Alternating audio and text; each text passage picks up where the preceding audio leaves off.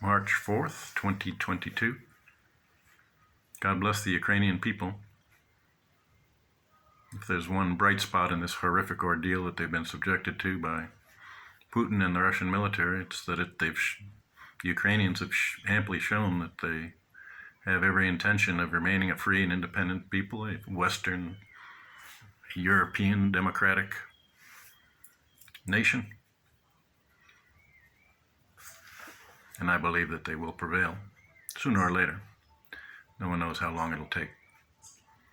And at the same time, you could say that, in a way, it's a bright spot to have been shown the true character for Putin to have shown his colors. And there's no going back to the previous status quo. And likewise, NATO has been united in a way that it hadn't been, at least since the 1960s, if ever. But the idea of going back to a period like as has been for the past 2 decades, when Putin was coddled and cajoled and treated with kid gloves, and in the hopes, really enabled, in the hopes that he would somehow morph into a freedom-loving, democracy-loving old gent. Those days are over. So the only real possible outcome, reasonable outcome, is that he be removed from power by his own people and prosecuted as the war criminal that he is. State terrorist number one, including those closest to him, whatever circle of advisors he still has in the Kremlin, and his military leaders in Ukraine. Any other alternative, when you consider the possibility of going back to the era of enablement, even if whether he withdraws from Ukraine or achieves his territorial and governmental objectives in Ukraine, the idea of going back to the previous status quo is essentially unthinkable. He would be emboldened, he would be empowered and enabled to continue, including with his nuclear blackmail that he's just trotted out in the last few days. Although it was always implicit. Russia had a massive nuclear arsenal, still does, and they could use it.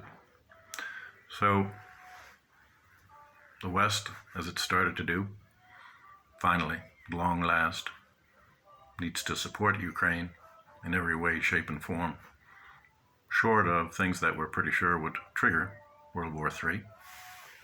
That's not an outcome worth considering either. And in the end, I believe the Ukrainians will prevail. They've shown amply what they want to be. They want to join the Western nations. They want to remain a democracy, a free people. And they should have every opportunity from here henceforth to do so. And as for Putin, he's already failed. He's failed. They're failing militarily in many respects. The Russian military is underperformed in spectacular fashion. And at the same time, he's shown himself for what he is. And in that demonstration, he's proven that we can no longer do business with him on any basis.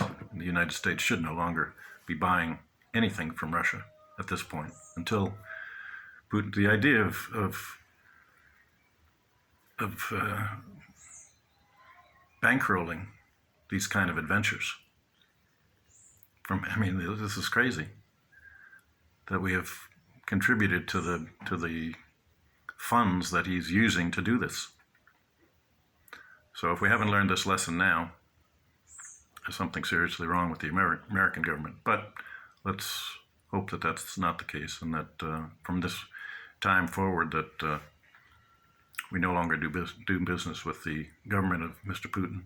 And that means maintaining the sanctions and even continuing and making them more onerous until he's out of power and brought to justice. Now that's a tough pill to swallow for the Russian people and everybody that loves the Russian people. And this is really not on them. I think the vast majority of the Russian people would like to have the same ambitions that the Ukrainians have, not just for their own country, but for peace and freedom, as everyone else.